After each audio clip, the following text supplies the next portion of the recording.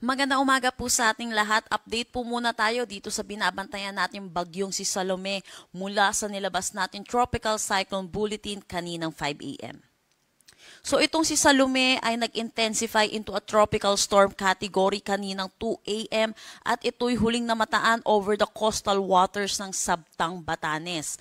May taglay na lakas na hangin na 65 kilometers per hour malapit sa sentro at 90 kilometers per hour na pagbugso. Ang kanyang kilos ay south-southwestward sa bilis na 20 kilometers per hour. Sa ngayon, meron din tayong Intertropical Convergence Zone or ITCZ na nakakaapekto dito sa may Palawan at Mindanao. I-discuss po muna natin yung magiging track netong si Bagyong Salome.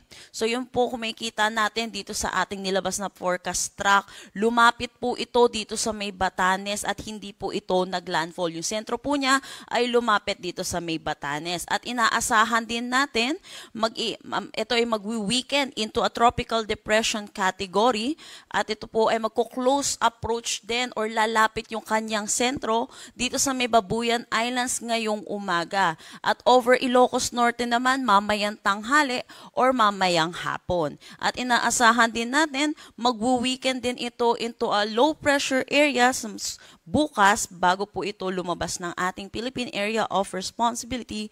At inaasahan pa rin po natin bilang low pressure area, posible pa rin naman po ito magdala ng mga pag-ulan, yung kanyang mga kaulapan dito sa may eastern section ng ating bansa. Kaya patuloy po tayo magmo-monitor at tutok po tayo sa updates na nilalabas ng Pag-asa. Dahil po nag-intensify ito into a tropical storm category, ang pinakamataas po nating tinataas ay signal number 2. Signal number 2 tayo dito sa may Batanes. Signal number 1 naman dito sa western portion ng Babuyan Islands, northwestern portion ng Ilocos Norte. Mag-ingat po ang ating mga kababayan dahil po sa mga malalakas na bugso ng hangin. Hinggil naman sa magiging paulan netong ni Bagyong Salome, inaasahan po natin ngayong araw ang 100 to 200 millimeters of rain dito sa may Batanes. At inaasahan naman natin bukas habang papalayo ng ating Philippine Area of Responsibility itong si Bagyong Salome, inaasahan natin hihina naman or mawabawasan yung mga significant rainfall dito sa Batanes, kaya't inaasahan na lamang natin ang 50 to 100 millimeters of rain.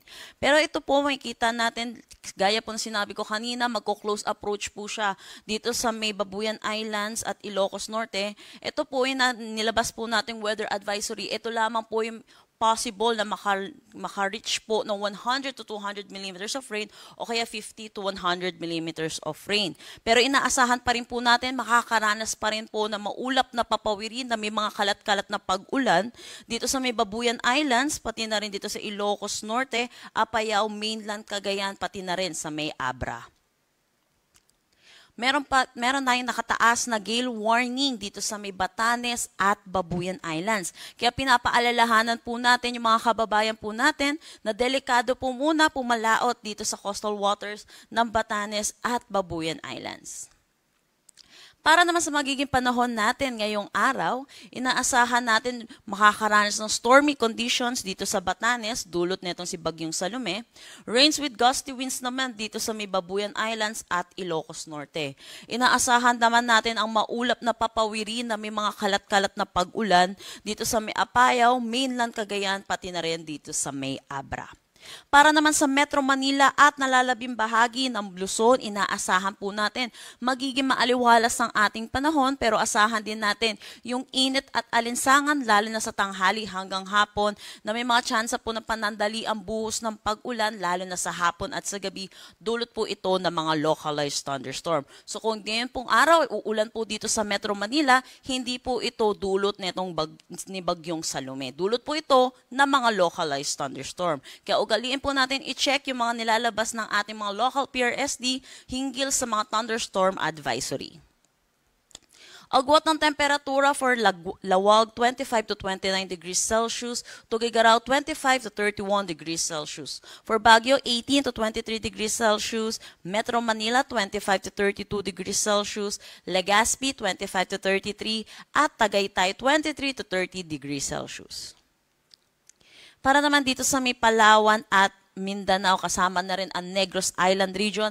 Inaasahan natin dulot ng Intertropical Convergence Zone or ITCZ, makakaranas sila ng maulap na papawiri na may mga kalat-kalat na pag-ulan. Sa nalalabing bahagi naman dito ng Visayas, inaasahan naman natin magiging maaliwalas naman ang kanilang panahon, pero asahan din natin yung mga pagbuhos ng pag-ulan lalo na sa hapon at sa gabi dulot ng mga localized thunderstorm. Agwat ng temperatura for Calayan Islands at Puerto Princesa, 26 to 30 degrees Celsius. Dito sa Iloilo, 26 to 32 degrees Celsius. Tacloban, 26 to 31 degrees Celsius. Para sa Cebu, 27 to 32 degrees Celsius. Cagayan de Oro, 24 to 30 degrees Celsius. Zamboanga, 25 to 32 degrees Celsius. At Davao, 26 to 33 degrees Celsius. At yan po muna ang latest nating update dito sa bagyong si Salumin. Next update natin ay mamayang 8 a.m.